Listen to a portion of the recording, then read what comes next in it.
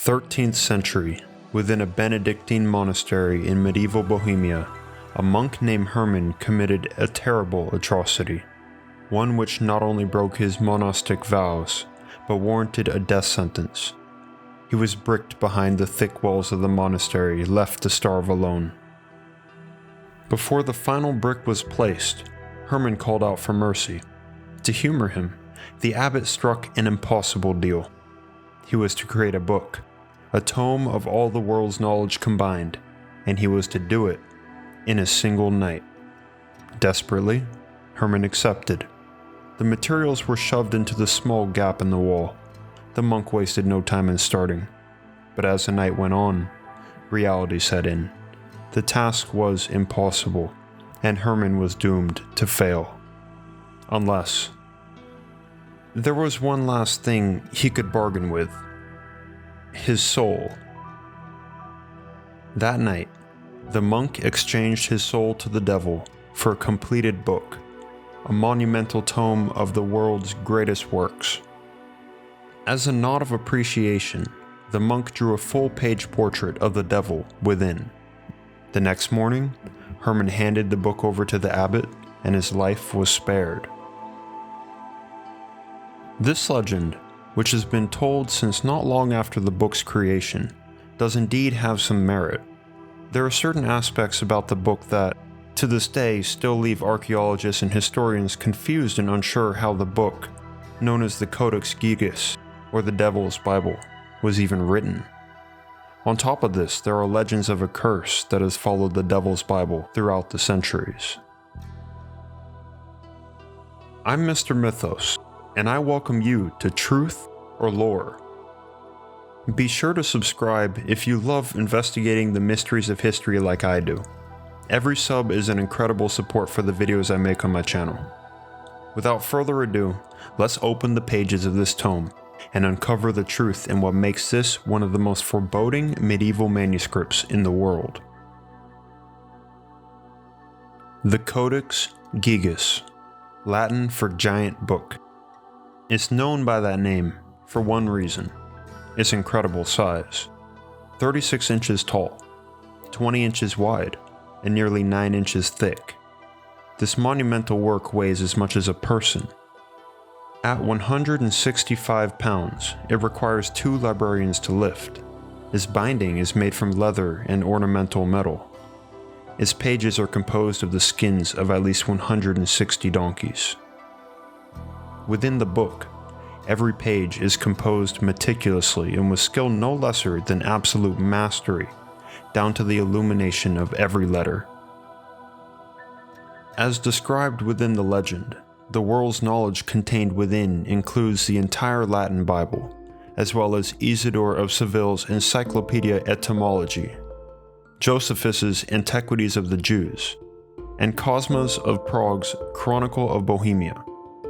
Many smaller texts are dispersed throughout, notably writings on magic formulae, exorcism rituals, and a calendar. As with any decent mystery of history, 10 pages are curiously missing. No one is sure what they contained or why they were removed. Those pages have never been recovered. Besides its physical size, its most famous feature is a bizarre full-page depiction of the devil on page 290. This monstrous creature fills the otherwise empty page in full color and unique detail. With his menacing stare, curved claws, red horns, and 2 tongues. He is naked, with the exception of an ermine loincloth. Historians note that ermine is worn by royalty. In this depiction, the devil wears ermine to signify himself as the Prince of Darkness. What blurs the lines between myth and reality is the bizarre imbalance between the manuscript's relentless attention to detail and its sheer scope. Here's the thing: the text is heavily illuminated. What does this mean? Pages and letters are adorned with masterful skill throughout. Tiny illustrations, elaborate borders, stylized and decorated letters. Incredibly, and some experts say impossibly, the nature of the writing is completely uniform throughout. There are no noticeable signs of change in look or quality, not even in the slightest. We can draw two conclusions from this. First, the Codex Gigas was written by a single scribe. Second, the baffling uniformity from beginning to end suggests that it may have been written in a very short period of time. Here lies the issue. The manuscript experts say this is not possible. The immense level of detail and gigantic collections of texts would have taken over 5 years of ceaseless writing, all day and all night, to complete. Even so, this estimate excludes many illustrations. Realistically, the experts state that it would have taken at least 25 years to write, and more likely 30. However, there is still the problem of uniformity. Why does the scribe show no signs of aging, disease, mood, or even increased skill? How can someone write for 30 years without wavering even once in nature or quality? These are unsolved questions that give the legend of the Devil's Bible a run for its money. Experts genuinely don't know how such meticulous uniformity is possible for such a length of time. Even with great intention and dedication, there are still physical limitations to the human body that come with age, such as eyesight deterioration or arthritis. On the other hand, we should take a closer look at the portrait of the devil, as it is clearly one of the book's primary focal points. Throughout the Codex's history, it is likely that the book was displayed with this page open. But what many people don't know is that there is another full-page illustration directly next to it. Though we can't say for sure, experts believe that this depicts the kingdom of heaven. So as the book is displayed open, this double-page spread symbolizes the duality between good and evil. In this case, perhaps the drawing of the devil is a warning from the monk, as opposed to an ode of appreciation. More questions rise when looking into the scribe's signature found within the text. It reads, Hermanus Inclusus. This small detail could either support or undermine the legend of the Devil's Bible. Hermanus is, of course, the monk's name, Herman. Inclusus, though, can be interpreted either one of two ways in Latin. Inclusus could signify a horrifying punishment, in line with the original myth. However, it could also be interpreted as voluntary isolation, hence its similarity to the English word recluse. In this view, the scribe could have chosen to withdraw himself from society and dedicate himself entirely to his life's work. So, there are certainly arguments for and against the legend. Mysterious origins aside, there is yet another legend that persists with this book. The Curse of the Devil's Bible. Apparently, the Codex Gigas has been through hell through the centuries, and its owners with it. Whether or not it's true, let's humor this for a minute. In the year 1477, 200 or so years after its creation, the Benedictine monastery in Bohemia experienced some serious financial woes. To pay the bills, the monks decided to sell their most precious and long-concealed treasure, the Codex Gigas, to the Benedictine monastery in Brevnov. Soon after, the original monastery was destroyed during the Hussite Revolution.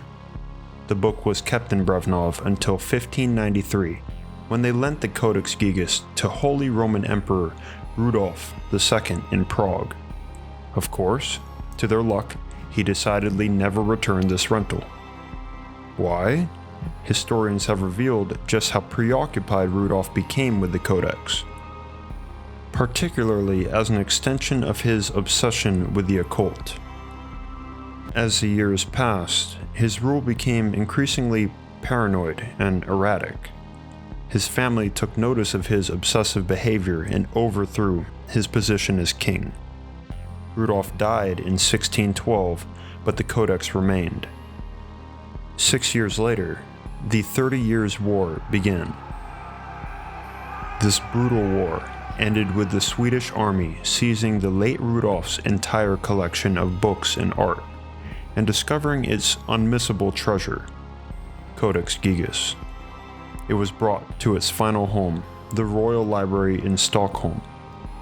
But the curse was not yet finished. In 1697, a fierce fire engulfed the royal castle. In a last-ditch effort to save the book, it was thrown out of a nearby window, falling on and injuring an unsuspecting bystander. Though much of this so-called curse can be chalked up to mere coincidence, almost tame compared to other curses, this nasty reputation of the Devil's Bible is not a modern invention. Throughout the centuries, people have felt and feared its ominous aura. Yet this walk through history raises one last point of curiosity. If this was or is indeed an evil book, we have to face the fact that it somehow survived the Inquisition. During the Inquisition, the Catholic Church had nearly complete rule over Europe, and anything deemed satanic or even remotely against the best interests of the Church was systematically sought out and destroyed, or in the case of human beings, tortured and executed. Much knowledge and historical records were lost in this time, but not the Codex Gigas. In fact, it is one of the best preserved medieval manuscripts we still have today. Yet so many questions remain, like those 10 pages torn and lost. And what of the baffling mystery of the unwavering penmanship of the scribe? As they say, the devil is in the details. Every last letter. Thank you so much for watching. If you are fascinated by this possibly evil medieval masterwork and want more mysteries of history to explore, subscribe to my channel and give this video a like. As always, friends, stay tuned for the next episode of Truth or Lore.